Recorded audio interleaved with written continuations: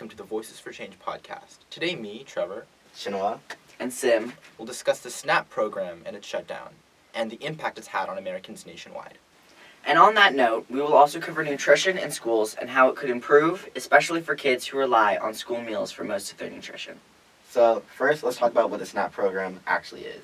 Now, a lot of people think of a 6 to 7 week shutdown as government offices closed or federal workers unpaid, but the recent government shutdown is also affecting things that you might not think about, such as SNAPs, or Supplemental Nutrition Assistance Program.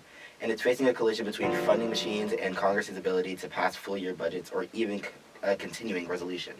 Let's start with how SNAP actually works and why a shutdown disrupts it. SNAP is a federal program run by the USDA's Food and Nutrition Service to provide additional benefits to help impoverished families eat every day. Imagine not being able to eat for 6 or 7 weeks because of the shutdown. Now, the benefits themselves are considered mandatory spending and are protected under the Farm Bill, meaning, they're genuinely guaranteed by law.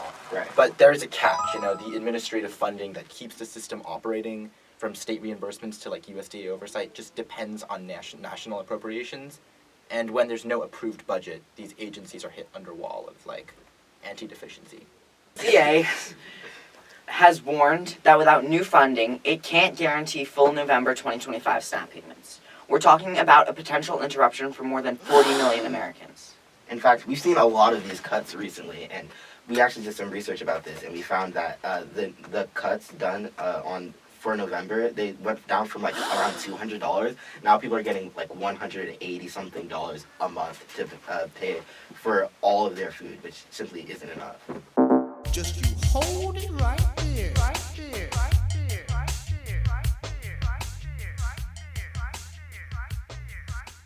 Some states are trying to patch the gap by funding food banks or other nonprofits. So they're kind of handling themselves with their local money from their state taxes, but others are trying to patch the problem by funding SNAP benefits partially. Since the government cannot authorize the spending of money, SNAP benefits cannot be provided unless the state has extra funds to supply the demand. People are struggling to find food sources.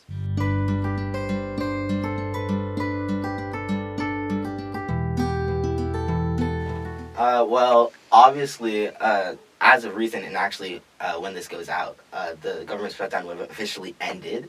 So that means that hopefully the amount of money that these people are getting would have been restored to its original value. But even so, that's still not enough to feed a family. Okay, so another remedy is to make SNAP part of the farm to grocery store process. Many farms discard so many products because they're slightly under the quality a grocery store wants, and they just get wasted. So instead of them going to waste, they can go to food banks or part of the SNAP program. Obviously, the issue is transportation, so if we can get the food to distribution centers, then that would help solve some of the issues of food insecurity. Yeah, and I know that some places have already started to try and do that, and there are some organizations out there that are trying to do that, but like FarmLink? like FarmLink, but it's really more so about spreading that awareness so that people know that these organizations are out there and that they can support them and actually help them get this food to the food insecure. On that note, I think that just spreading awareness about this topic helps a ton because I don't think many people really know about SNAP, and so they're not aware of what ways they can help or what they can do.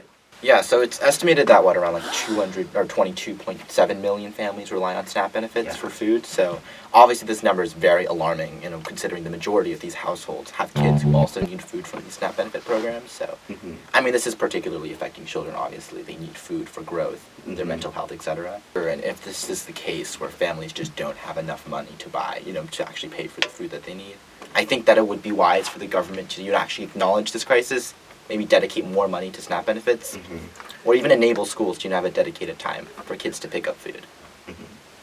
In fact, because this is such an issue, the quality and nutrition of food is actually should be put into question in and of itself.